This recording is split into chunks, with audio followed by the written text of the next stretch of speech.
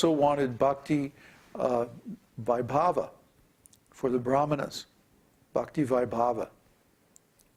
He wanted that the brahmanas should pass the bhakti vaibhava examination. And he gave specific criteria for that. And he also wanted to have bhakti vedanta for sannyasis and bhakti sarvabhauma for gurus. But they didn't implement that. ISKCON never made those programs that Prabhupada wanted. But we have those programs in our University of Higher Knowledge. You can take them. But the point is that Vedic knowledge should be available to everyone for free. But we don't have an Ayurveda program. I'm not an expert in Ayurveda, so I can't really claim to teach it. I mean, I can talk about it, some of the basic principles. You know, like from my perspective, the most important principle of Ayurvedic health is, you know, don't commit sinful activities. Duh. You know, you wonder why you have a disease? Well, look back over your activities. What have you been doing? Usually, if you dig a little bit, you'll find breaking the 4 regulative principles, even for so-called devotees. So then, you know, is there any wonder there's some reaction? You know, it's like, duh. So, that's the first principle of Ayurveda. Don't perform sinful activities. Chant the name of God. Keep your consciousness clean, like that. And this will have such an impact on your health. You know, most guys my age are like, you know, they have serious health issues. I'm fine. You know, maybe a little overweight, a little too much prasadam. It's a Buddha belly, right? So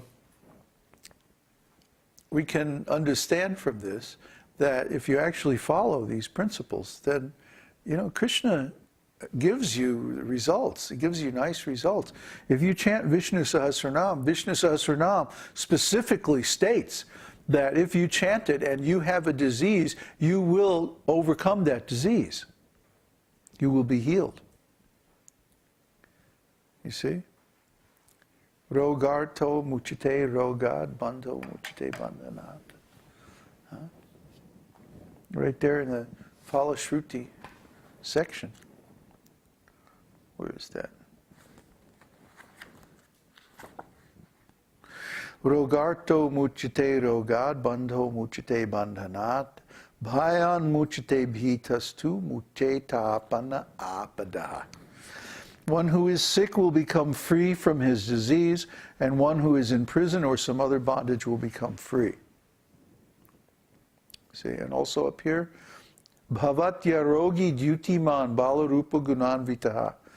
He will become healthy, handsome, and majestic in appearance, physically strong, and full of all good qualities.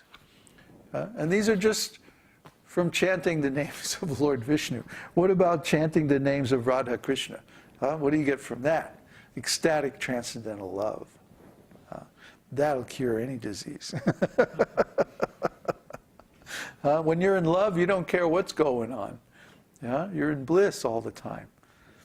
Yes. Try to understand. The real cure for the ills of material existence is not some herb or standing on your head or something like that. It's letting go of material desire and engaging wholeheartedly in transcendental service to the Lord. And then we start to feel this nectar, this spiritual nectar, transcendental nectar. That's the real medicine. Dhanvantari, the incarnation of Lord Vishnu, he's holding that jug of nectar. Well, what is that jug? What is that nectar? It ain't moonshine. Not some kind of herbal brew or something like that. You know, these things can be useful for counteracting some temporary symptoms and stuff like that. But the real nectar, the real medicine, is the holy name. So if you really want to help people, that's the best way. Teach them to chant the holy name. Teach them by example. And that'll cure their disease of material existence. which is the root cause of all other diseases. More questions? Just Okay. Okay, so let's continue with Nectar of Devotion by Srila Rupa Goswami, Chapter 18, Character of One in Ecstatic Love. We're picking this up in the middle of the chapter, in the section called Eagerness for Achieving the Desired Success. When one is sufficiently eager to achieve success in devotional service, that eagerness is called samutkanta. This means complete eagerness. Actually, this eagerness is the price for achieving success in Krishna consciousness. Everything has some value, and one has to pay the value before obtaining or possessing it. It is stated in the Vedic literature that to purchase the most valuable thing, Krishna consciousness, one has to develop intense eagerness for achieving success. This intense eagerness is very nicely expressed by Bilvamangala Thakur in his book Caitanya-caritāmṛta. He says, I am eagerly waiting to see that boy of Vrindavan, whose bodily beauty is captivating the whole universe, whose eyes are always bounded by black eyebrows and expanded like lotus petals, and who is always eagerly glancing over his devotees, and therefore moving slightly here and there. His eyes are always moist, his lips are colored like copper, and through those lips there comes a sound vibration which drives one madder than a mad elephant. I want so much to see him at Vrindavan. Oh, what a nice shloka. Bilvamangala. So this is the price, yeah. Sometimes it's called greed, lobha, greed. That one develops this overwhelming desire to attain success in Krishna consciousness, to see Krishna face to face, to engage in Krishna's direct service. Well, one should have this, or if you don't have it, you should cultivate it. And how do you cultivate it? By performing the process of bhakti yoga. Krishna says right in Bhagavad-gītā that you should just love me, think of me always, offer your obeisances to me, worship me with all your heart. But if you can't do that, then follow the principles of devotional service, regulated devotional service, Vaidhi Bhakti, because in that way you will cultivate the desire to attain me. He says that right in Bhagavad-gītā. So if you want to know how do I get that desire, follow the principles of bhakti yoga, Vaidhi Bhakti.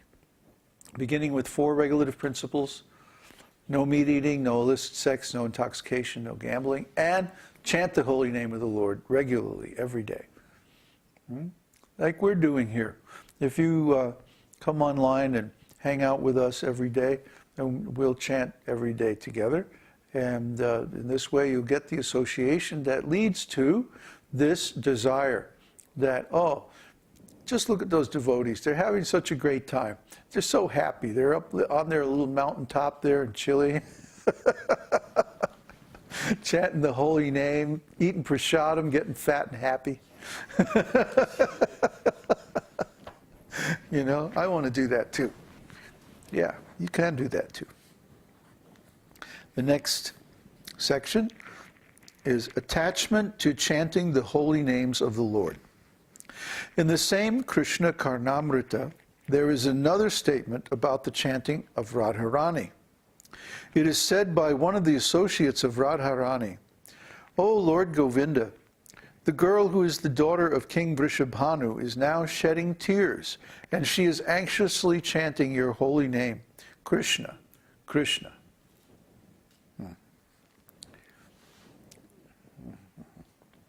Yeah, one should have attachment for chanting. One should also have taste for chanting. Without taste, how can we have attachment?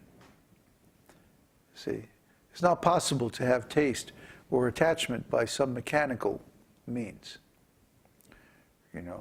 Just like if somebody says, well, I want to be attached to what? Money. By the way, we don't recommend this, but if somebody says they want to be attached to money, is there some mechanical process by which they can generate this attachment? No.